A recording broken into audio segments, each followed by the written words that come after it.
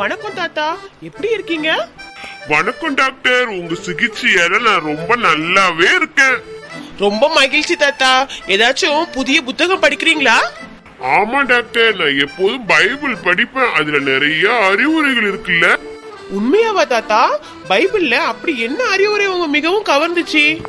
அது என்னன்னா, அன்புடன் நடந்து கொள்கிற வார்த்தை தான் என் மனசை தொட்டுச்சு டாக்டர். அன்பு எல்லாவற்றுக்கும் அடிப்படையா இருக்குது இல்ல. துன்பங்களை எதிர்கொள்வதற்கும் நம்பிக்கையும் மற்றும் அன்பு தான் டாக்டர் ரொம்ப முக்கியம்னு சொல்றாங்க. சரியா சொல்றீங்க தாத்தா. நம்பிக்கையும் அன்பும் தான் ஒருத்தவங்களோட மனசுக்கு, அவங்களோட மன நலத்திற்கும் நல்லதா இருக்குது. பைபிள்ல எனக்கு இன்னும் கவர்ந்தது என்னன்னு பாத்தீங்கன்னா மன்னிப்பு. ஆமா டாக்டர், மன்னிப்பு. ஒருத்தவங்க தப்பு பண்ணா அதை நம்ம மன்னிச்சிட்டோம் அப்படின்னா நமக்கு அந்த மனசுக்கு நிம்மதியாவும் இருக்குது, நம்ம மனதை சுத்தமாவும் வச்சிருக்குது டாக்டர். அதனாலதான் தாத்தா என்கிட்ட வர எல்லா பேஷண்ட்டுக்கும் மனசை நிம்மதியா வச்சுக்கோங்க, அப்பதான் உடல்நல நல்லா இருக்கும்னு நான் சொல்லி தரேன். சரியாக சொல்லிங்க டாக்டர்.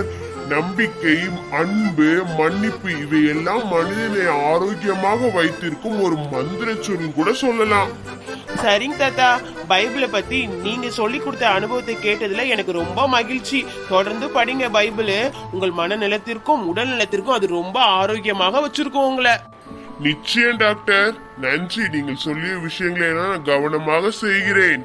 பிரியமான சகோதர சகோதரிகளே, நம்மளுடைய உடல் நலத்திற்கும் மனநலத்திற்கும் நம்மள பைபிள் வேதாகமம் வாசிக்கிறதுலயும் அவருடைய ஜெபம் பண்றதுலயும் தான் இருக்குது. நமக்கு ஒரு வியாதி வருது அப்படின்னா அது அவருக்கு தெரியாம வராது. அவர் நமக்கு சுகம் கொடுத்தால் ஒழிய அந்த வியாதியோ சரி, அந்த கஷ்டங்களோ சரி, அது சரியாகும். மனுஷனால் எந்த ஒரு இதுவுமே நடக்காது. அது தேவனால் எல்லாம் கூடும். ஆமென்.